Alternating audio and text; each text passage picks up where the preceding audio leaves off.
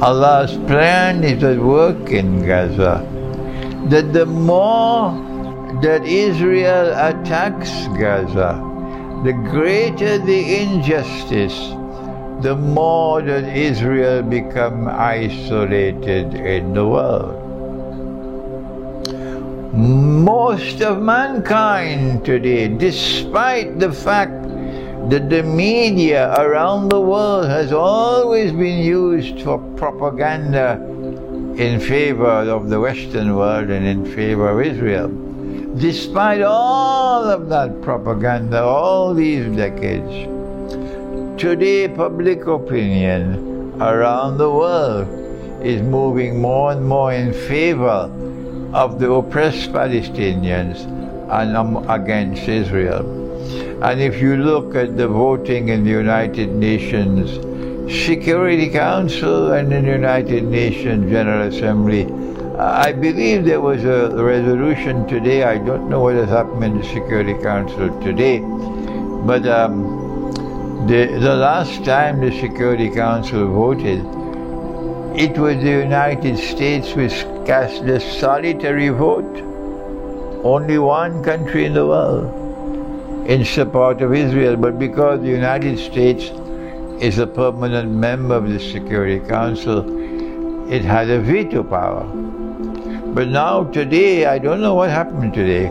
It's possible that the United States must have voted in favor of a resolution asking Israel to stop the fighting, to have a pause in the fighting. When you go to the General Assembly of the United Nations, we see that 150-something countries around the world adopted a resolution asking Israel to stop, and only 10 voted in favor of Israel. The 10 were United States, and the other 9, I can't remember the name because they're so unimportant. And so I'm concluding this talk by saying to you that Israel is becoming more and more isolated in the world. That even Britain and France are now asking Israel to stop the fighting. So what's going to happen? Answer: those who want Pax Judaica will now realize that the United Nations is no longer an asset. The United Nations has now become a liability.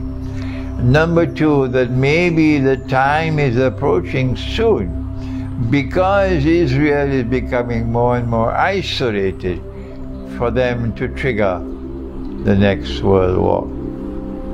How will it be triggered? I don't know, but it's going to be a false flag. But when it is triggered, I believe it'll take Russia by surprise. It will take China by surprise, and it probably will also take NATO by surprise. Because it is not NATO, it is not China, it is not Russia who wants the Great War, the nuclear war. It is Pax Judaica.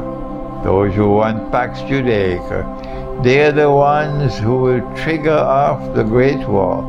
And I am recording this video because of my connecting the dots, and because I have a duty as your brother, studying Islamic eschatology while the others are eating the biryani and couscous and going home and sleeping.